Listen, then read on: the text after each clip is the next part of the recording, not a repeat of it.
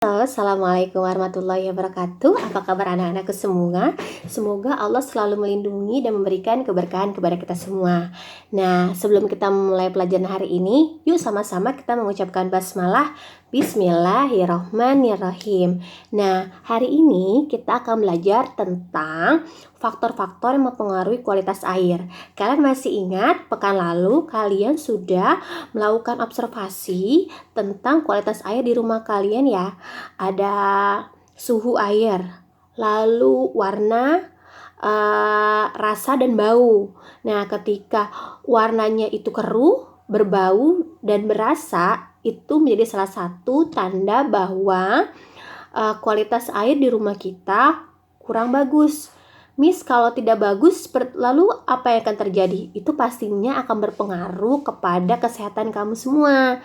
Maka dari itu penting sekali untuk kita menggunakan air bersih dalam kegiatan kita sehari-hari. Nah, kita langsung mulai ya. Hari ini kita akan bicara 4 faktor. Yang pertama adalah iklim. Apa Miss iklim? Sering dengar, cuma aku nggak tahu. Nah, iklim itu sering disebut dengan curah hujan, merupakan faktor pertama yang mempengaruhi potensi air tanah itu sendiri. Nah, curah hujan itu banyak akan menimbulkan cadangan air tanah yang banyak pula.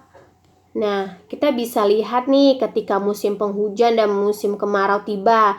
Pasti ketika musim hujan itu sumur-sumur warga atau sumur rumah kita sendiri pun akan banyak ya airnya. Nah, selain itu sumber-sumber air lain seperti sungai, danau juga akan memiliki air yang banyak. Tapi hal ini akan berbanding terbalik apabila saat musim kemarau. Ketika musim kemarau, sumur-sumur warga ataupun sumur kita sendiri pasti akan memiliki keterbatasan air. Airnya jadi kecil atau malah sampai tidak ada. Lalu sumber-sumber air lainnya seperti sungai, danau juga akan sangat terbatas jumlah airnya. Maka dari itu, curah hujan itu menjadi salah satu bagian terpenting dalam kualitas air. Selanjutnya adalah geologi atau material bebatuan. Kalian pasti masih ingat dong, 1 minggu yang lalu kita sudah belajar tentang sifat-sifat bebatuan, ada akuifer, aquiclub, dan lain-lainnya. Nah, itu merupakan salah satu faktor mempengaruhi air. Loh, Miss, memang apa hubungannya? Jadi, batuan itu sebenarnya selalu ada di permukaan bumi manapun.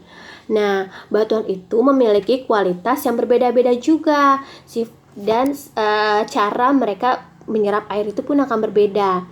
Tapi walaupun mereka memiliki kualitas dan cara menyerap air yang berbeda, semua jenis batuan itu memiliki fungsi untuk mengunci air di dalam tanah. Jadi ketika ada air yang masuk ke dalam tanah tapi tidak ada batuannya, nah pasti airnya itu tidak akan bertahan lama di dalam tanah. Dia akan keluar lagi, lalu dia akan mencari daerah yang lebih rendah lagi. Nah, sehingga itu akan berpengaruh juga kepada kita. Misalkan daerah rumah kita tidak ada bebatuan di bawah lapisan tanahnya.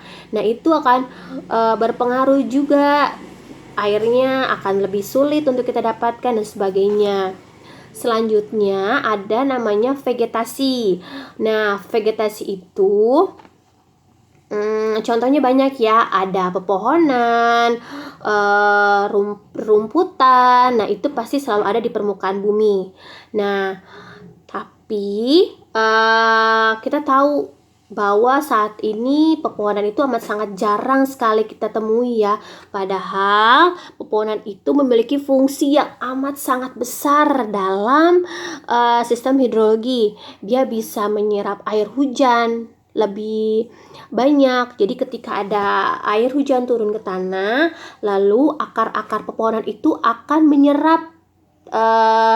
menyerap air yang di dalam tanah tersebut. Nah, dan ditambah bebatuan yang gunanya untuk mengunci. Jadi pastinya itu bisa kita gunakan ketika nanti kita misalkan kita mau mandi, kita mau masak. Nah, ketika banyak daerah penghijauannya, artinya memudahkan sekali untuk kita mendapatkan air bersih. Nah, ini akan berbanding terbalik ketika daerah-daerah sekitar rumah kita itu tidak ada penghijauannya. Jadi ketika ada air turun, airnya itu ya akan tidak bisa terserap oleh air, walaupun terserap dia tidak akan bertahan lama gitu, dia akan keluar lagi membawa material-material tanah itu mungkin ke sungai dan sebagainya. Sedangkan ketika tanah itu ada pepohonan, ada rumput-rumputan, ada bebatuan, ketika air itu masuk, dia akan dikunci dan diserap oleh bebatuan dan akar-akar pohon. Nah, itu sebabnya penting sekali pepohonan, rumput, bebatuan dalam kualitas air. Dan yang terakhir ada namanya faktor manusia. Kita tahu ya saat ini bahwa teknologi berkembang amat sangat pesat. Sangat mudah untuk kita menemukan gedung-gedung pencakar langit di Indonesia, di Jakarta khususnya, ataupun di negara-negara lain. Nah, tapi ternyata gedung-gedung itu juga membawa dampak yang kurang bagus, karena daerah-daerah resapan air itu dialihfungsikan menjadi gedung-gedung perkantoran, sehingga ketika ada air hujan dia tidak bisa terserap karena sudah berubah daerah resapan air, daerah penghijauannya menjadi gedung-gedung yang terbuat dari beton, lalu aspal dan sebagainya gitu.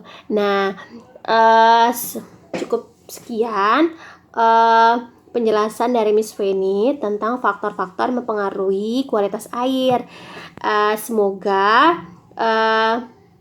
ilmu ini bisa bermanfaat untuk kita semua ya. Nah, sekarang tugas kamu di rumah adalah kamu membuka buku tematik 5H halaman 137. Oke.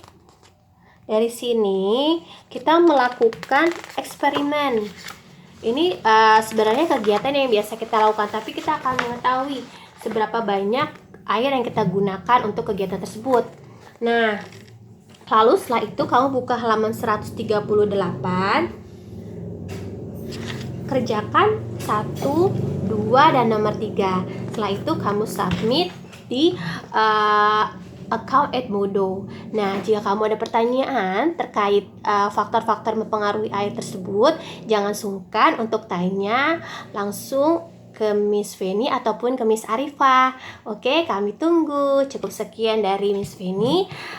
Terima kasih. Assalamualaikum warahmatullahi wabarakatuh.